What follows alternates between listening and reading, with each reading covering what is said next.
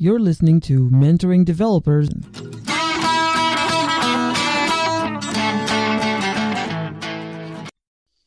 So how will you rate this industry, this career, software development, for somebody who is curious? They're not sure if, this is the right career, but they're intrigued, they want to try, and they have other options. How would you rate software development? Well, I guess I'd rate it highly, so to speak. So it's got pros and cons, but it has an awful lot of pros.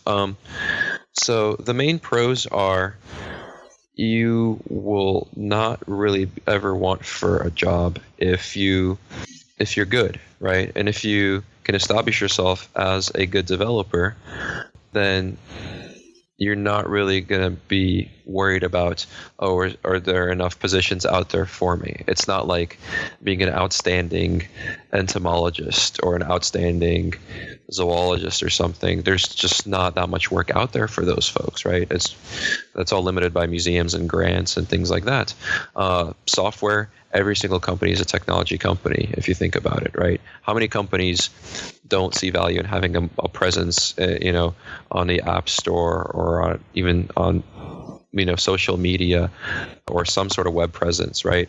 Almost every single company benefits from having presence there. So every company is a technology company, at least to that extent, if not much more than that, right? Even automotive, right? You have how many different computerized components in a car these days. So the field is huge. It continues to grow. In the next decade, how many more people are going to be online with a mobile phone?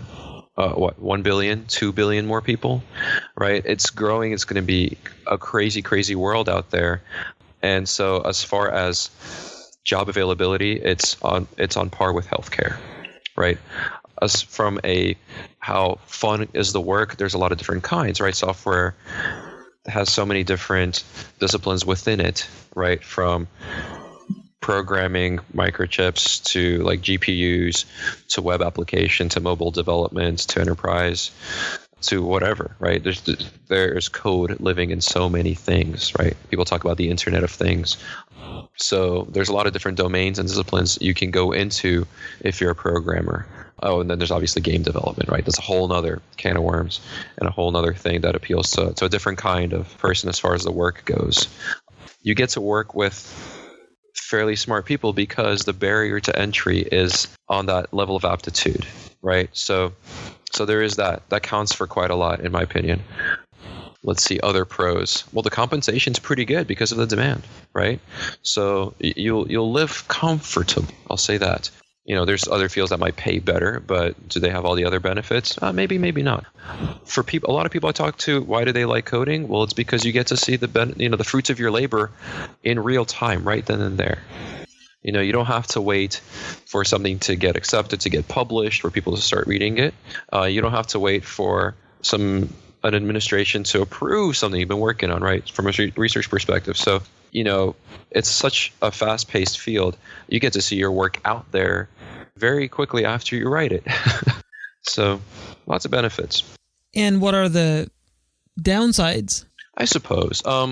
So I'll say this. One of the hallmarks of a good developer is actually, and maybe I'm not picking the right choice of words, but pain tolerance in terms of how long are you willing to push through a particular challenge. Some people relish that and some people get easily frustrated. So if you are writing code, it can get pretty tricky, it can get pretty hairy. You might find yourself figuratively banging your head against a wall for 2-3 days, working with a problem that is very frustrating. It's amazing when you finally figure out how to solve it, though. So, there's that.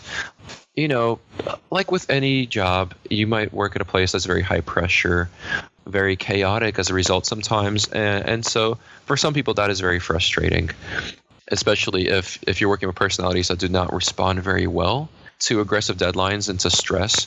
And then, of course, if you work in a corporation, there might be corporate politics. I don't think software is special in that regard, but that's something to consider. The other thing that I think is worth pointing out is as software development moves more towards, and continues, I should say, to move towards working in very shared, collaborative, open spaces, right? As more and more companies try to build agility into the way they work, they find that open, collaborative spaces are very conducive to agility, to people working together well, working quickly, working through challenges quickly, and so forth. That can actually be somewhat stressful on introverts, on people who are very, very introverted. I found that environment is not the best, right? So some companies are very good about that and mindful of that, and provide workspaces that are better suited to people who just get stressed out from being 40 hours a week, right? Full time in an environment where you're constantly sitting right next to someone, pairing or what have you, right? For some people, that is just a very serious source of stress because of who they are.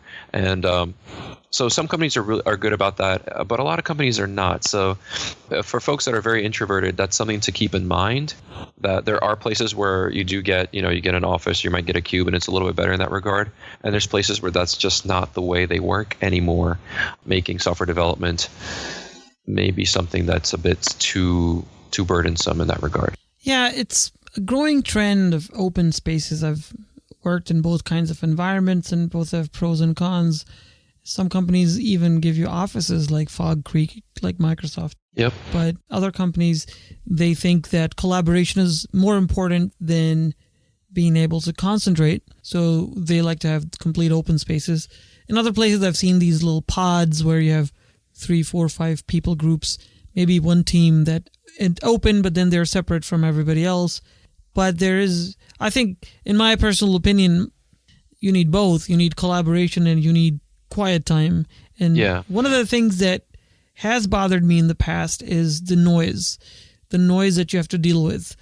Even if you're not an introvert, it's hard to concentrate on a difficult, maybe an algorithmic problem if there's just constant chatter around you. So there should be spaces, maybe breakout rooms, little tiny conference rooms, so somebody can go and work there. Yeah, like huddle rooms. Yeah, I've worked in places that have them, and they're great. And when you work at a place that doesn't have it, you really miss that. I mean, you could always invest in a nice pair of like noise canceling earphones or something, but yeah, it's not the ideal solution. It's sometimes good to have a space to just work in. Yeah, so there's ups and downs on both of these things. I wonder what happens to these people that graduate from your mentorship program and they're employees, but once they get on a client project, then they start working. That's a different world completely. Are they on their own at that point? Are they paired with somebody? Do you continue any kind of mentorship when they get their actual client work? I do, right. So the program does not stop when we place them somewhere. It kind of moves on to a different phase. So the way I like to think of it is when they are in-house with us, that's the apprenticeship phase. Once they're out there working, they've moved on to the journeyman phase, is how I like to think of it. So we're still engaged. We'll use a Google Communities page to keep everyone linked up, but I try to periodically, maybe once every couple of weeks, touch base with them. Some people are a little bit easier to reach, and we'll just do Google Talk, every so often, and just kind of see how things are going, work through challenges, because they do run into challenges. And one of the things that we try to offer as a firm, at least in this program that I have, is that the consultants in the field are supported by the firm and by each other. And so it functions more like a true consultancy in that. Case in point, I had one of the former trainees was at a client side working on setting up continuous integrations. They're setting up Jenkins, and they're working on an operating system that is not one that they have locally, right? So this is for a remote server, and they're struggling getting an Oracle driver, or Oracle connector, I should say, for Ruby to hook up to Oracle properly. And they just cannot figure it out. And they've been working on it for a day. Okay, so we try to work on it remotely. I just give them some suggestions on chat. None of it works. So I actually went out there. I just went to the client side and we paired up. And turned out that there was a DLL. There was a driver that's missing on that OS that is not missing on their local machines. We found that out because we tried to run SQL Plus, I think, and it died too. So, sometimes I help them work through challenges like that if they need them. We make sure that we meet regularly. There's an ATDD developers group in Columbus. It's a great one. They meet every month, and I try to make sure that at least as many of my current and former trainees make it as possible to kind of touch base, to mingle, to keep in touch with other professionals in that space in our community and stay connected. So yeah, we definitely try to keep them engaged from our standpoint. Thank you so much for listening. For show notes and transcripts, visit us at mentoringdevelopers.com.